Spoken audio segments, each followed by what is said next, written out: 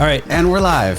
Yes? Okay. Yes, we are. Josh Trent, Mike Koenigs in your studio. Thanks for having me, man, on Wellness Force. My pleasure. You know, I met you at Dave Asprey's dinner, and I was literally just like fascinated. I think you were even wearing that elephant pocket square. Yeah. It's either a butterfly or elephant. Yeah, I've got to try to, I completely reinvented myself, and one of the ways I reprogram my brain and my being is by changing how I dress. Well, I liked your signature energy. You know, I met you with some friends at dinner, and I thought I was just fascinated with our conversation. It's not too often that I go to a networking space and I really want to follow up people.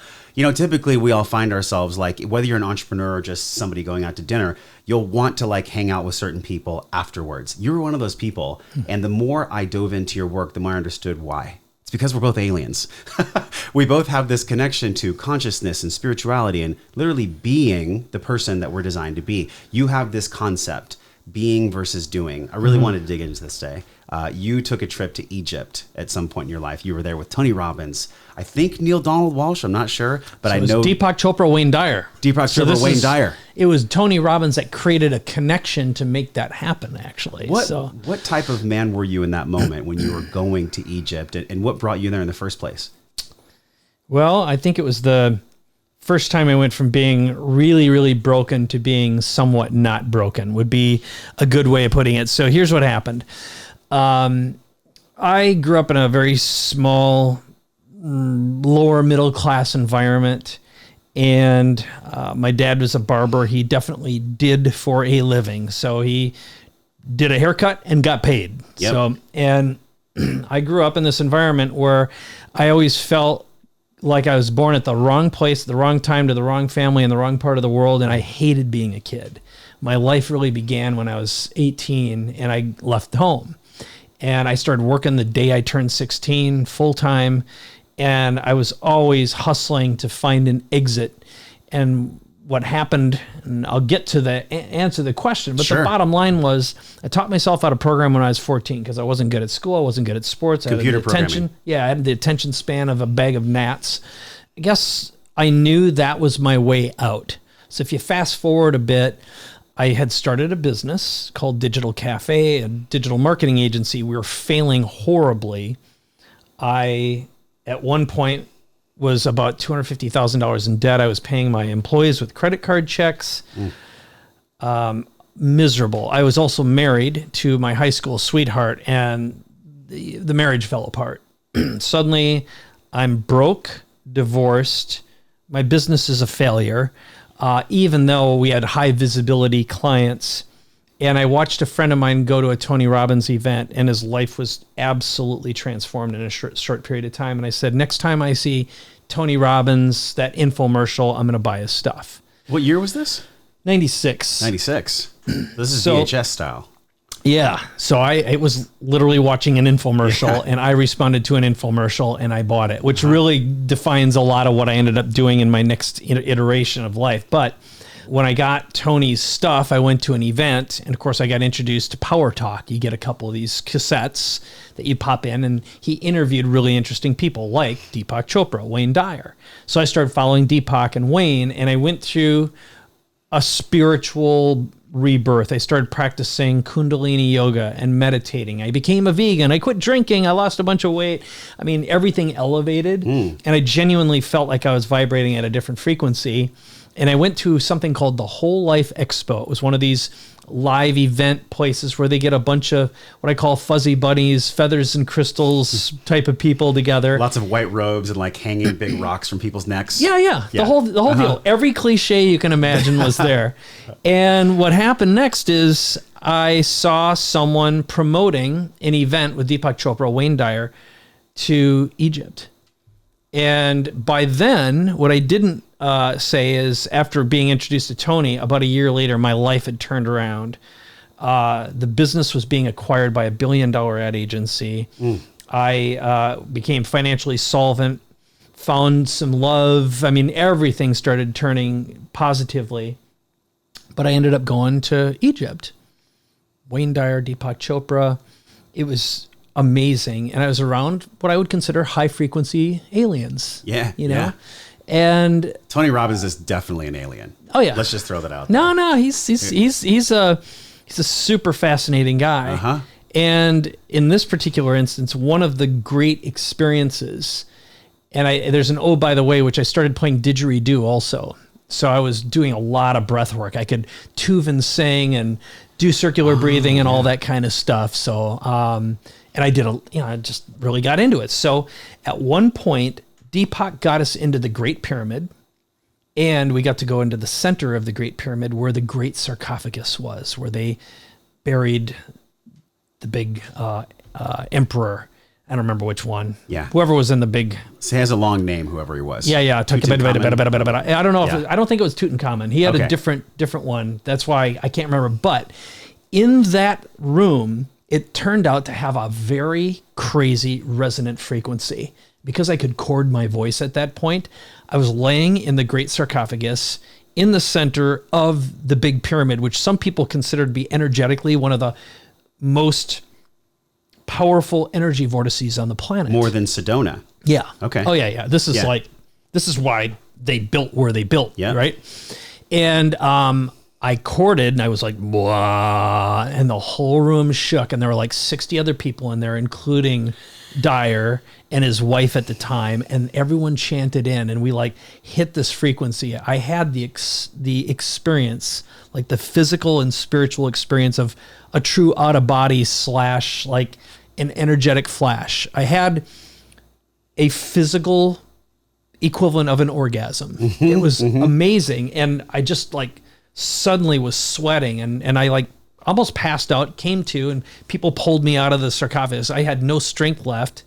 And I remember walking out of there, and it was scary but profound. Sure. And I think at that point, I was like, holy cow, I really hit this different space. And, if you fast forward a year later, I met someone who invited me to travel on a very similar spiritual, archaeological, archetypal journey to Greece. And it was there that I met my wife, who almost went to Egypt the year before, and she used to work for Deepak.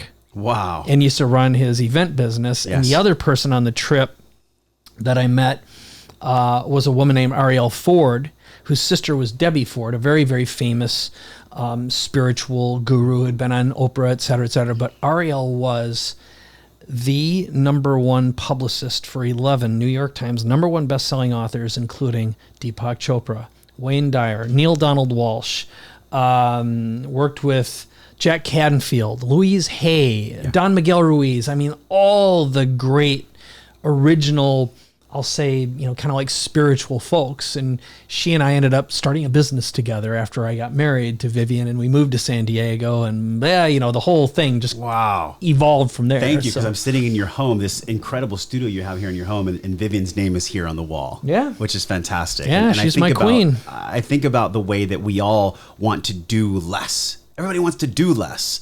I mean, look, I'm an entrepreneur. Like, I'm in the grind and the hustle all the time, but I also schedule in the non-doing, the being. And it's interesting that you went with Tony Robbins, of all people, to Egypt, because he said, Mike is an not to extraordinary Egypt. man. It wasn't Tony. Oh, it wasn't Tony. It was not Tony. It was Wayne Dyer, Deepak Chopra. Deepak Chopra. Yeah. So then, but what's interesting, though, But I got introduced to him from Tony. That was you kind of got his resonance there in a way.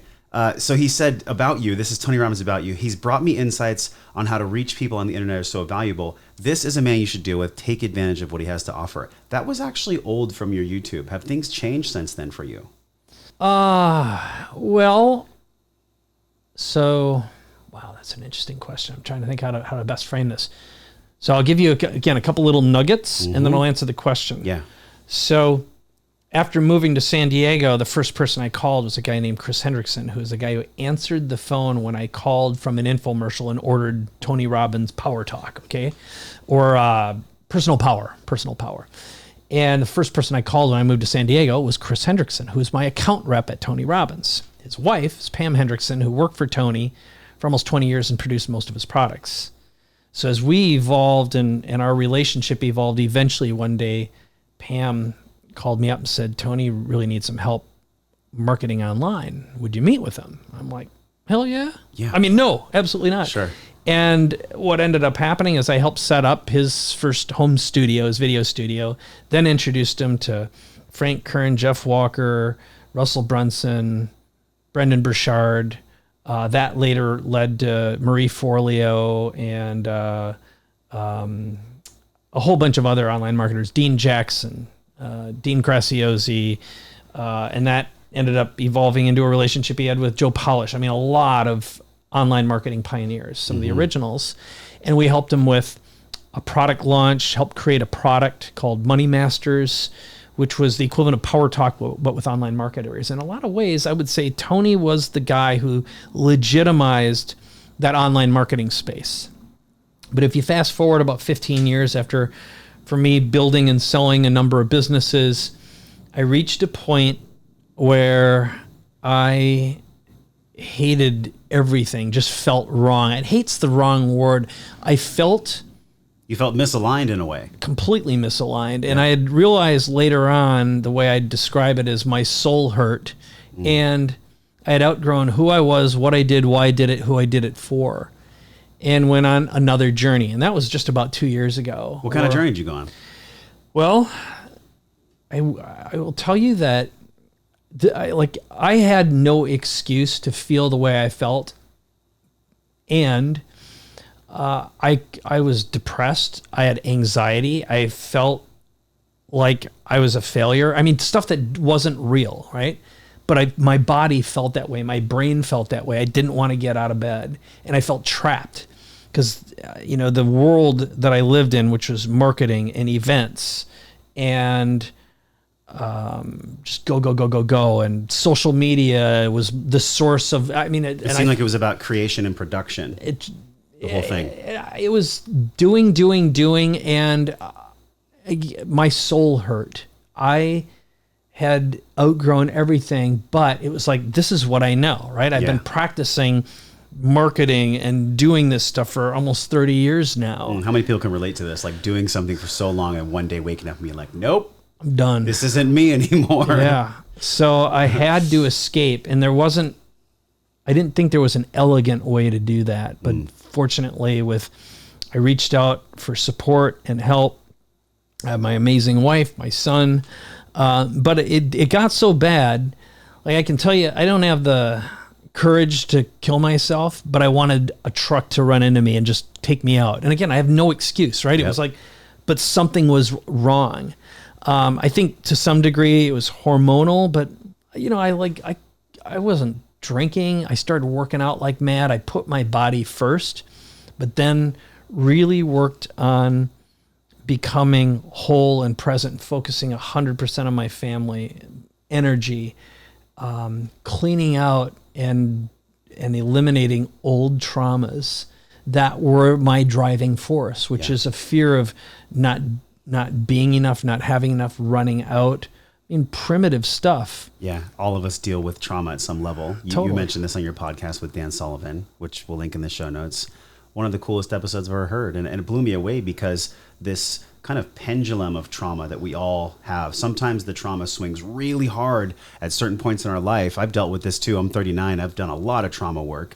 But one thing you mentioned about trauma is that we all have it. It's epigenetics. It's from other people. It's maybe self-imposed. But identifying which one it's from, does that even matter? Or does really just the work digging out the trauma the one that transcends us? Well, I think at the end of the day, what I believe to be true is, we really are a union of flesh and spirit, right? We're spirits in the material world. Yeah. I happen to believe that there's a high probability we're like alien consciousness inhabiting. This brought me to your house, too. An intelligent doggy for a period of time, 85 years. That is a sacred, we are in fact resembling our creator. We are constantly evolving, and the universe is forcing evolution all the time. I also believe that on a continuum, on a time basis, we exist because we get to inhabit flesh for 85 years or however long we last. It's going to be 120 with the longevity stuff that's out there. Yeah, and it doesn't, and all that is just an illusion, okay? All this trauma, it's a matter of identifying and realizing. This is one thing I really learned when I had cancer, for example. I became a non-judgmental observer of my flesh, okay? I got to exist outside and look at this body, but know my body wasn't me, and only feel compassion, empathy, and love for the flesh. And also know that I was a timeless being that was given the gift of experiencing time, sexuality, polarity, the ability to create, and love, and know that, and have an identity, an ego. Okay. But once we're released from our flesh being and we go back, I think souls are recycled. It's it just makes logical sense. If the universe is a fractal upon itself, and our bodies are, this is a collection of matter and energy that's bound together. It just makes sense that our souls would be too. They are eternal. Mike, how much of the epigenetic component can you honestly say was yours? Or was this something where this was from other people that the trauma clearing was connected to? Yeah, so I think one of the things, you and I have talked about this a little bit, we're self-identified aliens and the people we are aligned to, we resonate with. Body. Right. I think it would, again, make logical sense that, I think to answer your question, we take on, if you're a sensitive, which would mean you recognize yourself. We're all sensitive. All humans are, but we shut it off to turn off trauma and fear and whatever else that we prevent. When you're a slave to your trauma, that's when it has control over you. And the secret to letting go, which is a great book, by the way, that Richard Dawkins' book, is to recognize the emotion and know it is not you. It is something that you allow to pass through you. And if you allow the meat hooks to grip, that's when this stuff accumulates. And you've got traumas, which are just repurposed circular, they're like cyclones of fixed emotion that's wedged in you. It's like getting hooked with a fish hook in your flesh, and it doesn't get out until you learn to clip it or just observe and let it pass through you, right? So is it going to hook you or not? Yeah. The epigenetic component, I think, is real because I think about my grandfather and my mom's side, both of them coming over to Ellis Island and poverty consciousness. My grandma used to put mayonnaise in a little tiny beaker, the smallest Tupperware you could ever imagine, yet she had $1 million in the bank. Totally. So we all go through these almost like complete and utter negative paradoxes in our lives. And I think about how many people are watching and listening that like are in a current position in life where they know it's not theirs, but how do they actually develop like the gut strength, the heart strength to move through it? Because look, people have responsibilities, man. You have a family. Yeah. For people that have those external responsibilities, what's the gut check moment for them? How do they move forward in that space? I think the real secret is it's mastery of the union of the flesh, meaning the first step is you've got to exercise, because that is the best way to create a union between your flesh and your spirit, and push it and sweat it out, and also get your biome functioning. Because the other part of this is, as we are just collections of a lot of trillions of cells and little intelligent particles and bacteria, all of which are eating stuff and feeding the flesh body. We know so much more about the biome now, but yet so little. And I have a friend who's working with a research organization now studying the biome of the ocean, the biome of the earth, and the biome of the body, and the relationship between all of it. So again, we are all an organism. Okay, there is no separation from this energetically or physically. So getting back to the DNA and the epigenetics, what we know about DNA now is that trauma is in fact passed on multi-generationally through DNA. It makes sense. If you're a monkey scared of a tiger and you climb up a tree, that terror, that fear should be encoded. It's going to help you survive. Yeah. Unfortunately, our emotions we haven't educated ourselves as human beings about our emotions to the extent that we have science and technology right now. And it takes a long time to train the animal body, the spirit body, right? And connect those two. It's just, a unified, holistic psychological and emotional education is weak. And the stuff right now that is taught in schools, for example, STEM, for example, it's like our educational systems, all of our institutions are broken, obsolete. They're a broken. good 2 decades behind on everything, which is why everything. everything's Government's being completely obsolete, ripped apart. education, medical system, transportation, our economic system, everything we used to trust and we're beholden to is broken now. It's not evolving fast enough. And so we are entering a moment. The way I describe it is we are human beings and we have an opportunity right now to evolve into super beings. And that is the next state in human evolution. Do you want to work with and support super beings that want to support other super beings? Yeah, that's why I chose, now that I've gone through the latest evolution, I'm writing 2 books simultaneously about super beingness. And as I've been using that word, it's been attracting people who are like, yeah, that's what I want. Yep. What's this sense, this feeling of, again, outgrowing who you are. I think it's a sign of the times, and it's something we all go through. There was an amazingly interesting article just published in Atlantic on the topic. I have it here somewhere. Here it is. It's called Your Professional Decline is Coming Much Sooner Than You Think, by a guy named Arthur Brooks. Good friend of mine just sent it to me. And it's about how our brains decline in terms of our neuroplasticity and our ability to evolve over time. And how instead of fearing it and hating it, to embrace it, because you're just evolving into a different state. Yeah. But those who are miserable, who get suicidal, are gripping onto the way things were.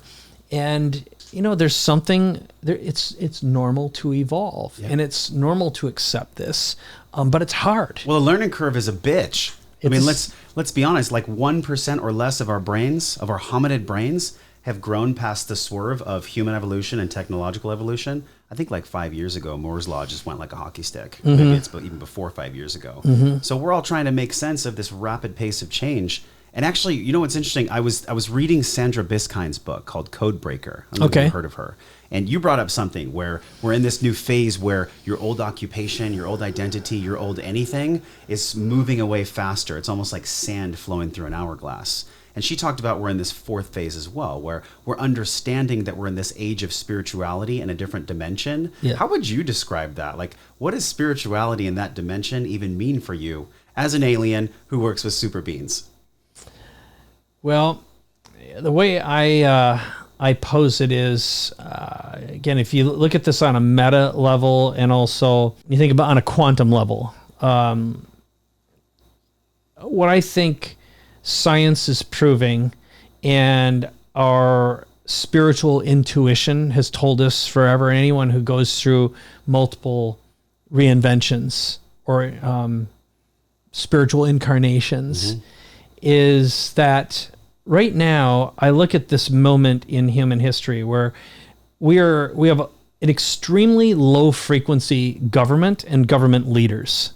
Okay, one in particular, and I think the United States of America got exactly who and what it deserved with the current president through complacency, ignorance, stupidity, and he's a spiritual embodiment and reflection of low frequency-ism.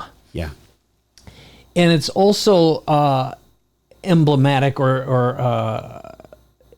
a spiritual representative of the fear in us as a body, and also the slower to evolve spiritually, gripping onto an old paradigm that no longer serves humanity. Was that paradigm the fear paradigm? What is that paradigm they're gripping to? I think this fear, anger, hatred, bullyism, you look at what social media at its worst represents, okay, which is in general a giant toilet. I hope this a narcissistic toilet. It's the worst of the worst. Yeah. I'm what I'm about to say could be misinterpreted. I don't believe everyone has a right to vote. meaning it should be earned, especially online. I think if you have bad behavior, your ability to vote should be taken away from you. You know, people who are ignorant and stupid and perpetuate ignorance upon themselves or others. Yeah. I'm not interested in their opinions at all. Because of the frequency they bring. The low frequency, right? And again, this doesn't come from an elitist point of view. It's sort of like, you know, you go in San Francisco, for example, is filled with a behavior. There's poop and pee and pot and hypodermic needles all over the city. It's crazy. It's filthy. It's disgusting. I was just there. I was like, what is going on? This is one of the coolest And this cities. is what happens when those who, and look, I believe we have a responsibility to all of humanity. Okay. My wife and I, we've been working, we do an enormous amount of work, meaning, you know, she's had a foundation for 13 years. We've raised a lot of money for those who have nothing. Okay.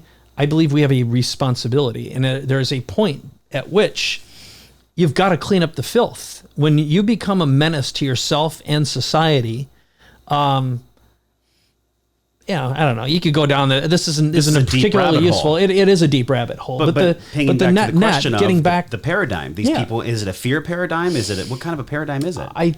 Here's the way I liken it. I told Dan about this not long ago. If you imagine for a moment, you've got low frequency orc energy. If you look at Lord of the Rings, for example. I fell asleep, man. Don't judge me. Okay, no, it's no problem at all. I'm sure people watching have seen it. Anyone knows when you're around someone who's a low frequency, angry person who's just like, and then you meet like fairy energy, high frequency, ultra high frequency. You're like, oh, how refreshing, how lovely. You can just smell, you know, everything about them is uplifting. I think humanity has an opportunity. In fact, I'm always a perpetual optimist that this old low frequency energy that we are living in right now is, you know, we'll always have bad stuff around us. It's just the nature of existing in this plane. Yeah.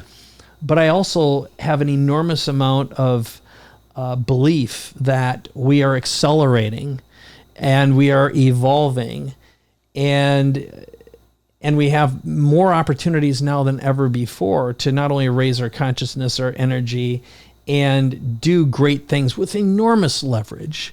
And I don't think there's anything to fear of the future, despite the fact that, again, all of our institutions are suddenly obsolete. There's a great opportunity. Like my son who's 16, I have an enormous amount of faith and hope in that generation who sees the disturbances and will not stand for it. Yeah. Now, I also fear a generation that's their augmented reality of living inside their phone is a massive danger. The chips covering their eyes, and I've even heard Gary Vaynerchuk say people are not wanting to come out. They just want to stay kind of locked in that world, almost like Black Mirror with the chip on the forehead. Yeah.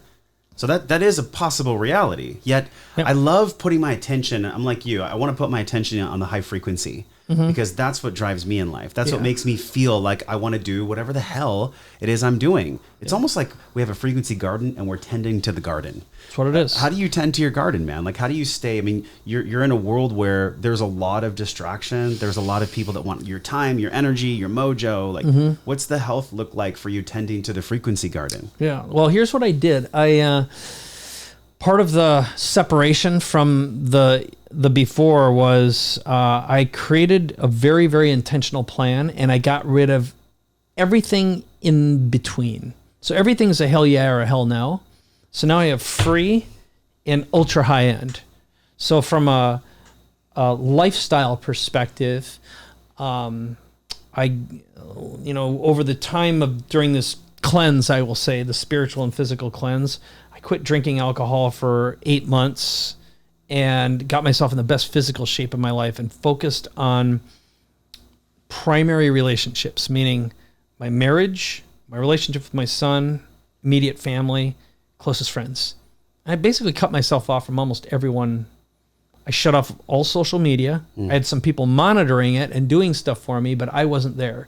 So got rid of all that noise, turned off all forms of media that I did not find uplifting, and wasted no time, and spent it instead in nature and in my body.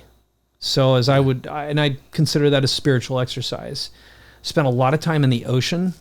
So touching the earth with my feet and my hands. So I didn't wear shoes, for example, and I worked out really hard a couple times a day.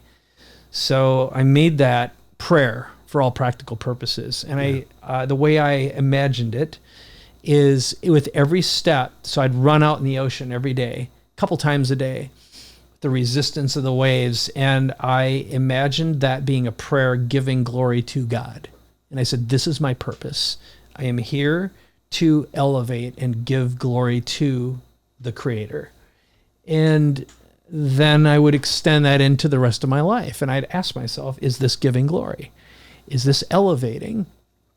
And then instead of going broad and wide, which I'd trained myself to do for so many years and helped other people do, I decided to go narrow and deep. So I started working only with a few high-level clients who I felt deep energetic connection with. When you made that shift, was there fear of finance? Like, oh my God, did a monkey mind pop up that was like, oh my God, I'm only going to work with high caliber people? What about the medium tier? What about? Oh yeah. How did you deal with the monkey mind? I learned to observe it and not let it control me.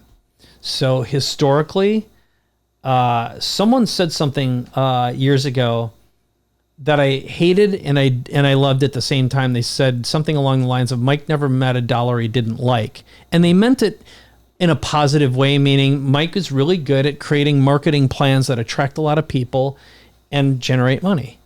And now here's the truth, my truth anyway, and this is due to my own limitations and my own ego, but I'm not good at hiring people, managing people, and I don't like doing either of them. I'm much more of an isolationist soloist, but having teams were necessary, and they always spun out of control because I was such a hideous manager.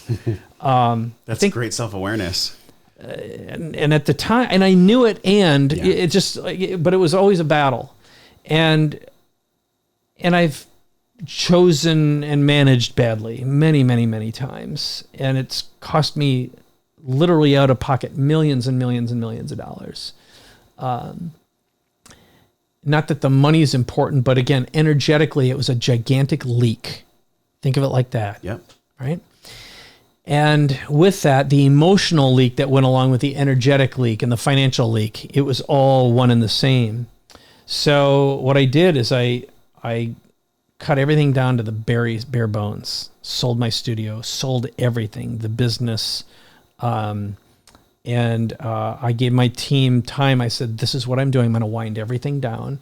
I kept my executive assistant and one support person. Otherwise, everyone's contract from, at time, my teams could expand to be 50 people at times.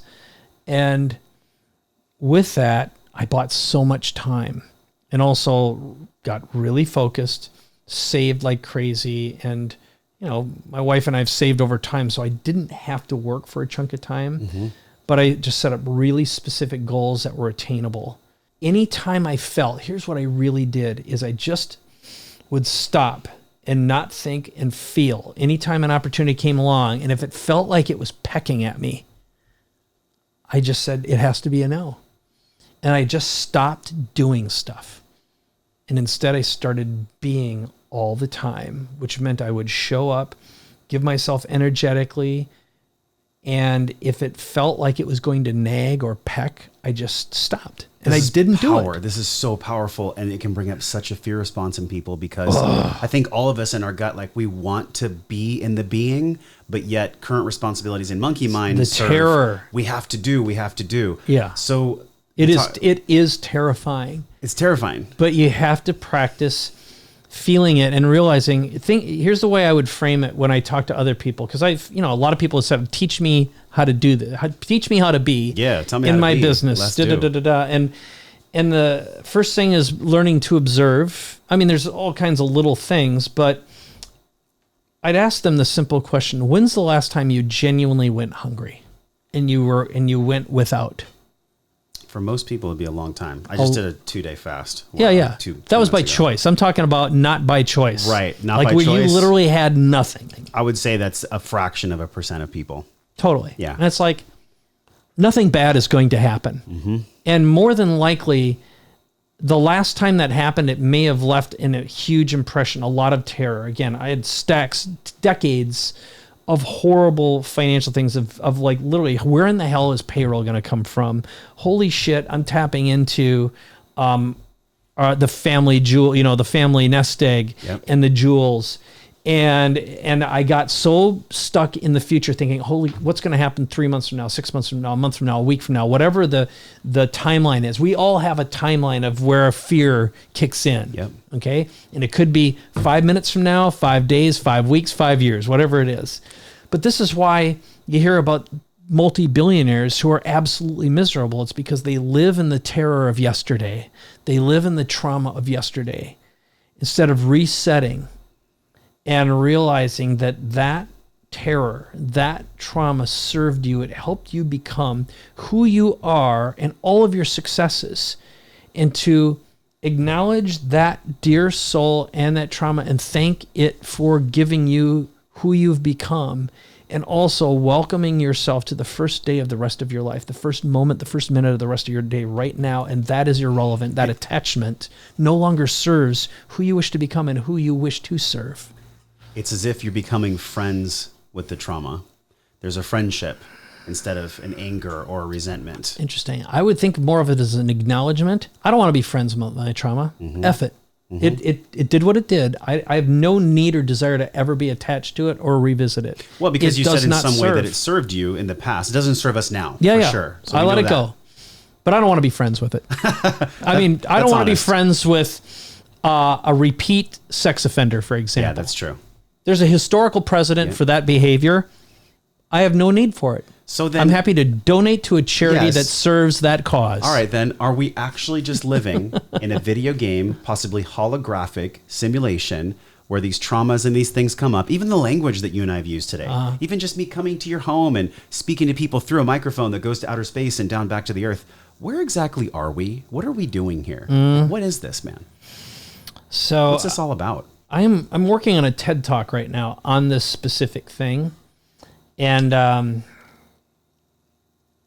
I don't know if I can articulate what's going on inside my brain. So I'm going to do a much better job with that in about 2 weeks after I finish writing the speech. But, Elon Musk gets asked this question all the time, like Joe Rogan does in his podcast. There's always a conversation about it, and also physicists. So here's what I would entertain as a mental exercise. Okay. So it doesn't mean it needs to be true. It doesn't mean I necessarily believe it, but it's fun mental masturbation. Yeah. Okay. Which is, let's pretend that everything is happening simultaneously forever, all at the same time. Every infinite possibility that could occur. Okay. So if you imagine from this moment, you could get up and run away. You could get up and do something horrible. You could get up and whatever. All those possibilities, if you believe in such a thing as free will. And again, imagine that there is no beginning, there is no end. I believe that the universe is in fact eternal. It's just always been. And I do believe in a universal consciousness. Let's call it God. Yep. Okay. And I also love the notion that man was created in God's image. So we have a godlike identity and an image, and the nature of God, the nature of man and woman is to constantly evolve, to love, to procreate, to experience an identity. Again, to give glory to God, to give glory to your creator is to become self-realized. Do you feel like you're an individuated fractal of God or universe itself, experiencing itself through Precisely. And so this notion of the universe, or this being a fractal or being a hologram, it's like, of course this is a simulation. Look, you've got 5 senses. That's all you have. Yeah.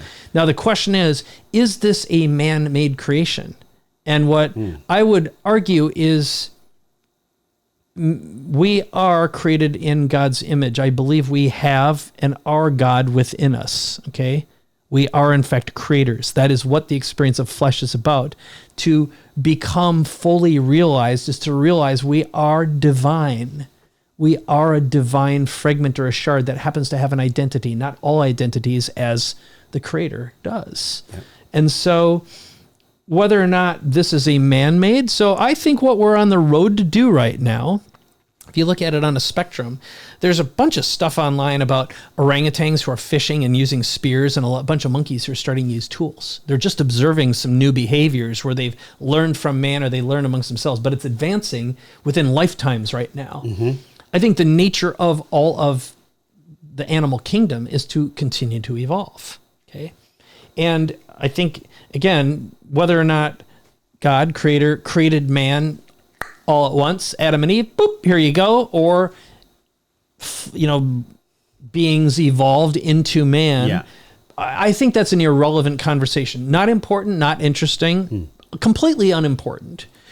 What I do believe is that what man is doing right now is we're creating robots. We're going to get to the point where it's Blade Runner. It's going to be, we're going to be creating men and women and new beings, just as we are resurrecting dinosaurs.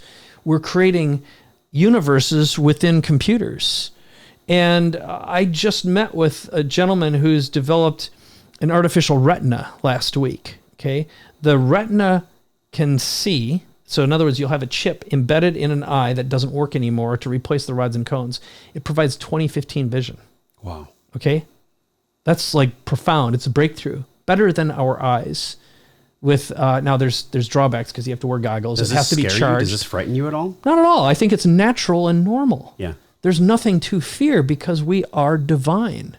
Now, at this moment in history, we've got abusers. We have bullies amongst us. But I think as a society, one of the things that social media is conditioning us is it's like being a total a-hole online. There are going to be tools that are going to stop that behavior. You will be banished from having a voice. When blockchain occurs, okay, and let's just pretend for a moment that blockchain is actually representative of stuff we manufacture and make as human beings, right? Mm-hmm. Okay, we are in fact recreating nature as mini gods.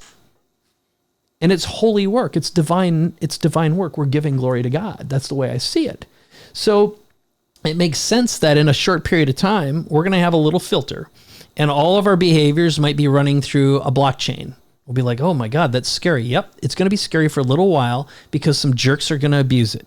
It always happens. But once it kind of figures itself out and it normalizes itself, it's going to be okay. It's going to be as normal as using email or what faxes were not that long ago or mail. People probably thought books were the devil not that long ago, sure. Okay? All technology is going to look like the devil. So we're going to have to evolve past our fear and past the abusers abusing the tools.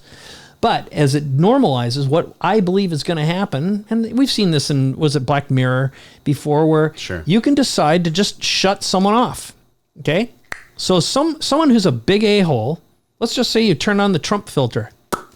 Nothing associated with that thing will show up. You won't hear it, you won't see it. It will simply not exist. Yeah, but the only challenge is we're all sharing the same reality. Yeah, of course. So how do we deal with that when you delete someone? Yeah, and that's an interesting question, right? The truth is you can choose through force of mind and discipline. I mean, you could choose to leave your phone behind, and if you had the discipline and foresight to invest in some property or land, and spend 10 or 20 years working hard to cut yourself off and live on Golden Pond, okay? Now someone will say, well, there aren't any of those. There's plenty of space, okay? There's lots of ways to isolate yourself if you choose to have the discipline. Yes. Okay? So whose lie, whose reality do you decide to buy into through ignorance or through choice and decision? And what I would argue is you have the ability to filter out anything through strength and will and discipline at any time, and choose only to filter and see that which is pure and divine and whole. That just made me take a deep breath, man, because it hit me in such a truthful part of my body. I think about breath work. You mentioned breath work when you were there in the pyramid with the resonance. You passed out. I feel like breath work, plant medicine, altered states of consciousness, A lot of people in our circles are heavily diving into this. There's a mastermind coming up at Rhythmia this year about it. These tools, these ancient tools that were brought here by the same divinity that created you and I feel like we're all kind of waking up to the ancient times, to the ancient healings. Dave's on the show talking about bacteria in our bodies actually controlling everything. Yeah. So yeah, mycelium. Look at Paul Stamets. What's going on here with the ancient tools that we're all waking up to right now? And to question, what are we going to do with that to make this reality a place of love, a place of connection? So here's what I believe is happening, which is part of the acceleration towards super beingness. So there are an amazing number of physicists who have crossed over the spiritual realm. And let's just face it, those who have done plant medicine, so whether it's ayahuasca or the immense amount of work in psilocybin, which right now psilocybin is going to be legalized for therapeutic purposes and uses. And I happen to believe, like, people argue all the positive effects of marijuana. I happen to think that right now, so I can't do this stuff personally. I'm instantly paranoid. I go to hell. I become everyone all at once forever in a deep, rotten, paranoid state, and I fall outside of time. It sucks for me, okay? Yeah. I'm just not wired That's just not your plan. Mm-hmm. Now, what in all the folks that I know, and there's a lot of very famous people that you and I know in common who are regular users of plant medicine, here's what it does. It removes the membrane and filters of reality. And so right now in a normal state, what I'll call normal, so that's a broad box. So if you're psychotic or experiencing psychosis, the filters that might get lifted with plant medicine just aren't there for psychotic people. They're literally seeing little green men. Yeah. I think it's entirely possible that there are ghosts and goblins and little fairies floating around us all the time. And when your filters are lifted and you can see them, they can experience you as well. Wouldn't it just make sense that we couldn't see, feel, experience a lot of stuff not that long ago? And again, our measurement tools are expanding all the time. Yes. Stuff that was once magic. And so is consciousness. Precisely. So there are layers. The mystics before us. We were in Mexico, in San Miguel de Allende's not long ago, and we went to some of the Mayan temples, and we were there with an archaeologist, anthropologist who'd been studying the ancients going back a couple thousand years, and they're Mayan derivatives, I believe. Okay, I can't remember the exact history, but here's what he said. Right on the grounds we were at, they had measured 27 different plants that were medicinal and or hallucinogenic in nature. And the natives would spend, the priests, they began their journey of becoming priests 4 generations prior. So they were literally bred to be priests. Yeah. What they were fed, the medicines they were given, and to increase their sensitivities. Okay, so they had the ability to experience no time. They had the experience to cross the chasm. Where does creativity come from? Okay, look at Nintendo. Okay, Mario, the mushroom in Mario was a psilocybin mushroom. Okay, yes. And I mean, there was a period of time when Steve Jobs said he'd never trust anyone who hadn't done acid. And I've heard that in Fortune 50 companies, they take people out to Burning Man and they'll do some sessions with them, some journeys, to see if they can actually gel together in business. You're going to be a Google exec. You're going to go through the fire with us. Yeah. And all the work with stealing fire, all the plant medicine books, and I've had a lot of deep conversations with many of the authors. Yeah. And also, again, I'd say high visibility, very famous people who you'd never think would be doing this deep work. And I just believe that as spiritual beings, plant medicine enables you to fall outside of this reality, this linear reality, this consciousness, this time frame, and see the future, experience the future, and potentially maybe you can swap place, right? I mean, what if, again, there are an infinite number of possibilities, planes simultaneously happening forever, all at the same time. Okay. It just makes sense. You could ping pong between them. This is the theory behind Interstellar, the movie, and also Matrix Reloaded, the movie, where he sees the architect and there's unlimited timelines of exact moments in unlimited fractals. These are not uncommon conversations. It's almost like we've been here before, Mike. All of us have been here before. And there's a sense of knowing within us that we have been here before. Right. And we're just not living up to our potential and how just truly divine and amazing and powerful that we really are. And I think the thing that blocks us all is different degrees of fear. I would agree. And, another way to separate this is I choose the flesh. This is beautiful because to me, I don't want to be God. Okay. I don't want to experience no time. I don't want to experience everything all at once. The lonely. identities. Yeah, precisely. It sounds lonely. I can't remember who it was. I was reading a book not long ago, and that was his theory of God was that, God experiences, knows everything. It's this consciousness and does not know where he or it came from. Okay. God, I can't remember which book it was. I'm tearing through about a dozen books right now. Cool. So, but yeah, fascinating talk. So I really enjoyed this with you, man. And to round this out, I know you like to go really tactical. Sure. If there was one tactical thing that people listening, feeling this nuanced exploration of the cave where you came from, the building, you were vibrating. Yeah, we know about breath work as a tool. Yes, we've touched on plant medicine. But if you were to give something tactical for somebody who is in that headspace of, I'm a victim to my monkey mind and I am looking for specific tools to be rather than to do, is it the breath work? Is it something else? Like, what does your day look like now since you've gone through the transformation? Well, there is no transformation. It's what, chop wood, carry water, right? After transformation. Yeah, you just do the laundry. Yeah, that's what it is. Clean your clothes. Here's one of the things I do. Yeah. I actually was sloppy today. I make the bed every single day for my wife as a gift. Okay. We put this in our M21 guide for Wellness Force. It's the first thing we have people do. Make your damn bed. Hell yeah. And then why is that so important for you? Well, I do it because it makes my wife happy. So I don't like cleaning up. It's not my nature, but I want her to know how special she is and how much I value her divinity. And also for her, she feels safe. So as a male, that desires polarity in my relationship because it's what makes us attractive to each other. Yeah. Yeah. I know that her primary animal desire is to feel safe. So everything I do now, whether it's the tones and volume coming out of my voice, how I show up, how I move towards her, how I hold her, and how I treat our sacred environment, I spend my time living in the spiritual realm while I am with her and not in the physical. In other words, you and I are experiencing each other through sight and sound, and we shook hands through touch.